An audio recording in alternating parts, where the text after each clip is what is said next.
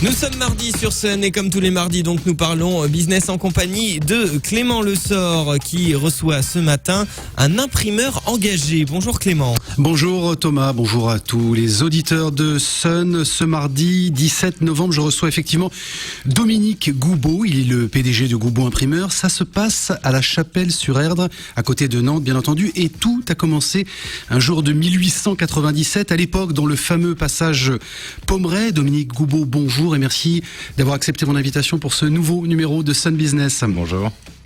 Dominique Goubeau, quand vous rachetez l'imprimerie en 2000, c'était une réelle vocation transmise par votre papa.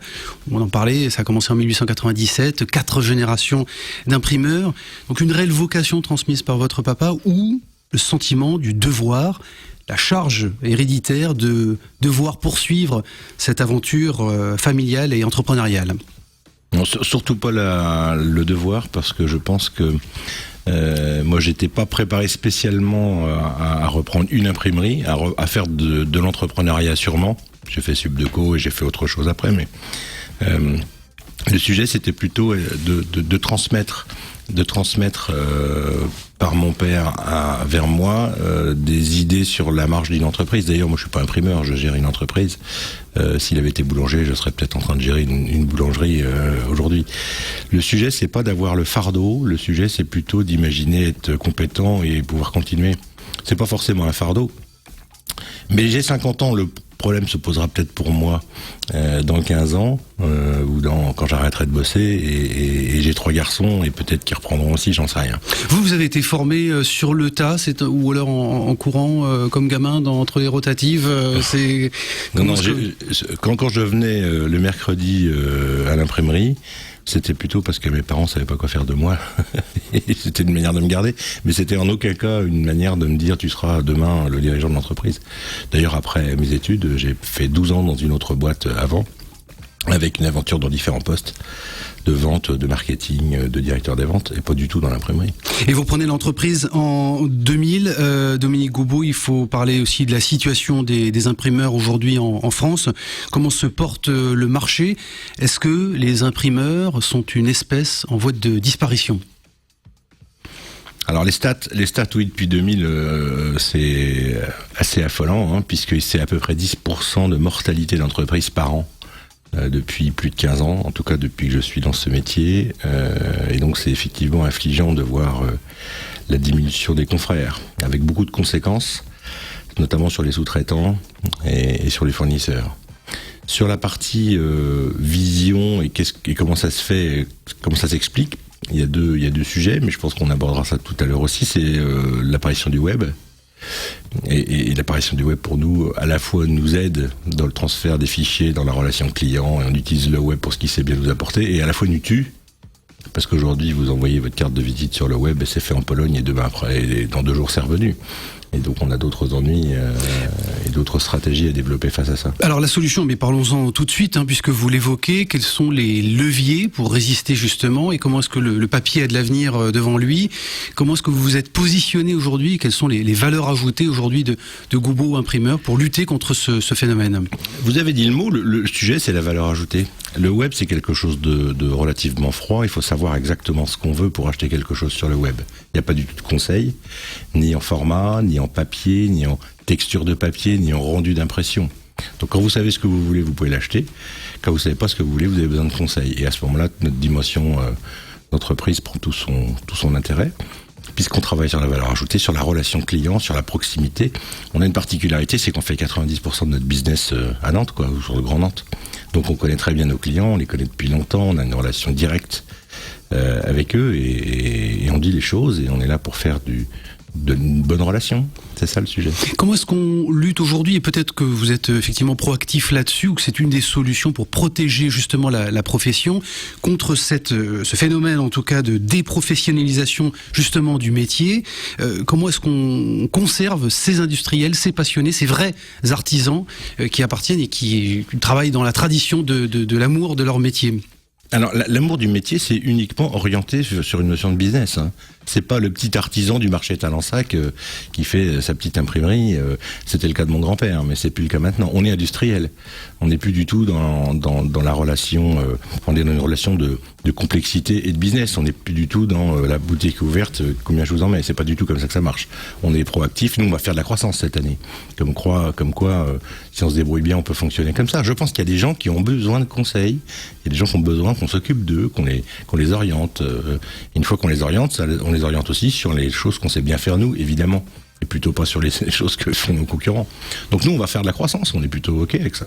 Est-ce que vos clients aujourd'hui vont pas forcément plutôt chercher du prix chez des imprimeurs en chambre, plutôt que d'accepter de devoir payer peut-être sans doute un petit peu plus pour avoir du conseil, de l'accompagnement et de la proximité dont vous parliez à l'instant? Si, que ce soit des imprimeurs en chambre ou que ce soit du business directement par Internet, c'est notre débat. Mais si j'ose dire, c'est comme acheter direct chez le producteur votre salade ou votre kilo de tomates et l'acheter en grande distribution. Ça vient du Maroc et on ne sait pas trop comment et à quel prix social, et voilà. Donc on est sur cette notion de territoire, nous. On est ici, on va vivre ici, on veut vivre ici, on veut que vos enfants demain soient nos ouvriers ou fassent partie de notre personnel demain. C'est ça qu'on cherche. Alors vous avez parlé de croissance à l'instant. Qu'est-ce que ça veut dire en termes de chiffre d'affaires pour 2014 et puis comment ça sent sur la fin 2015? 2014, on a fait 5,6 millions et on attend un petit peu moins 5,9 millions cette année. Donc ça fait 7-8% de croissance, je pense. On clôture notre exercice à fin décembre.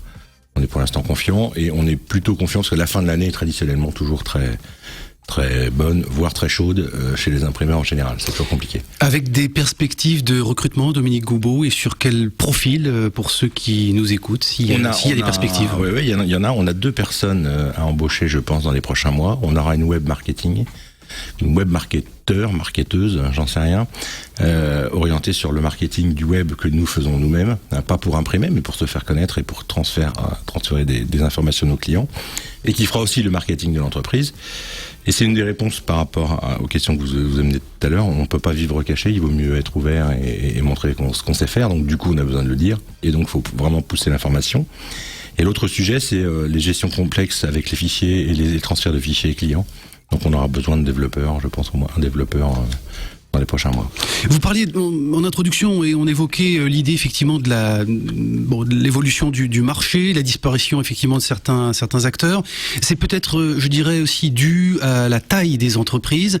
Est-ce que quand on est une entreprise et une petite et moyenne entreprise, donc de moins de 250 salariés, en l'occurrence c'est votre cas puisque vous êtes à 44 ou 45 salariés, me semble-t-il, est-ce que c'est pas forcément d'ailleurs et finalement une force pour être agile, pour accompagner justement les mutations, les changements et résister en fait mieux à la conjoncture et aux mutations économiques. La taille, c'est sûr. La stratégie de l'entreprise, c'est une autre chose. Et puis surtout, sa finance. Le sujet, c'est l'investissement. Nous, on est gavés d'investissement, mais on a aussi des banquiers qui nous aident, qui nous suivent et à qui on prouve que la rentabilité de la boîte se gère sur le long terme. Et on fait pas n'importe quoi pour la rentabilité de l'entreprise, et notamment sur sa gouvernance ou sa transparence. Donc du coup, on n'a aucun problème de financement, contrairement à ce qu'on peut entendre dans notre marché ou dans le monde en général vis-à-vis des banquiers. C'est pas le cas pour nous, pas du tout. Si on sait montrer, si on sait investir, si on sait faire, on est suivi.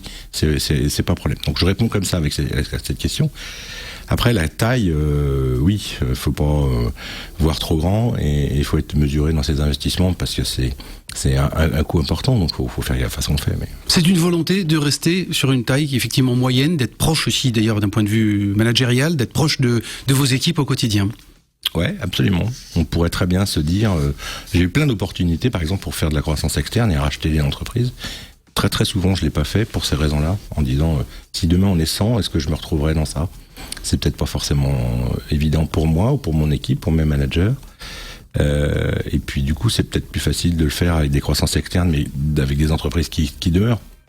J'ai racheté une entreprise il y a quelques mois et elle vit de sa belle vie et c'est chouette. Elle est dans le groupe. Bon, on s'échange des choses, mais on est quand même en concurrence et ça fonctionne. Vous avez parlé tout à l'heure d'investissement, donc capacité d'investissement à la fois sur des fonds propres et sur la confiance des institutions financières qui vous accompagnent. La solution, Dominique Goubeau, c'est l'innovation et peut-être que c'est un mot aussi qu'il faut prononcer, dont il faut parler pour résister, pour sortir effectivement du jeu aujourd'hui.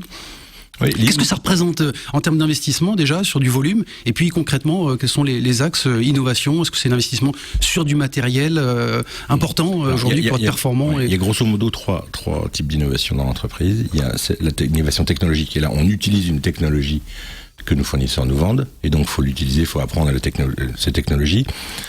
La plupart du temps, ça va beaucoup plus vite, ça utilise moins de papier, moins d'énergie, moins d'eau, moins d'encre. Donc on a des économies de fonctionnement.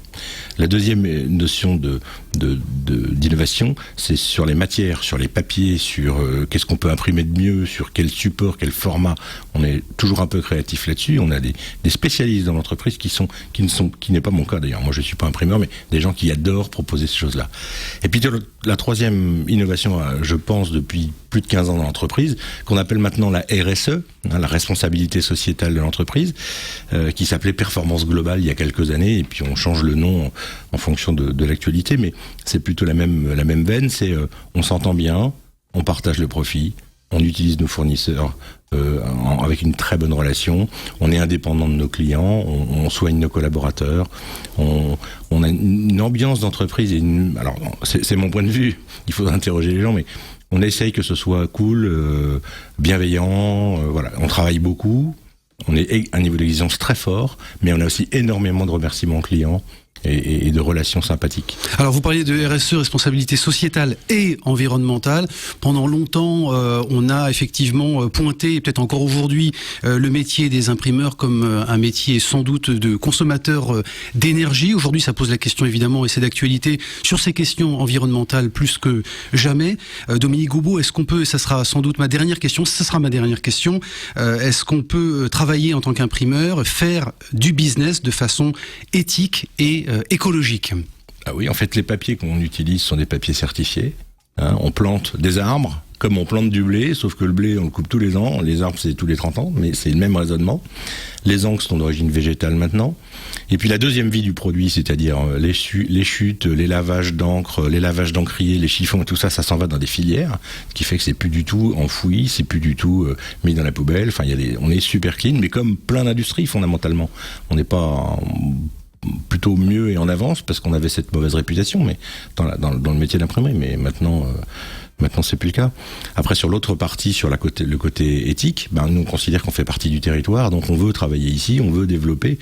Et quand vous m'invitez aujourd'hui, je suis ravi de le faire parce que c'est une occasion pour dire, une occasion géniale pour dire à nos partenaires, à nos clients, on existe, on est là, on fonctionne, tout va bien. Et je suis positif, énormément positif moi sur le business qui est bon.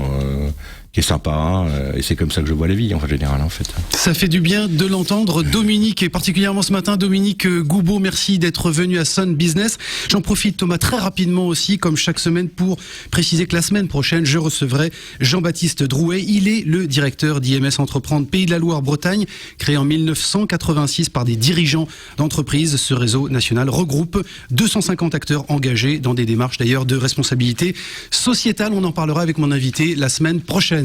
Le rendez-vous est pris. Merci beaucoup Clément Lessort d'avoir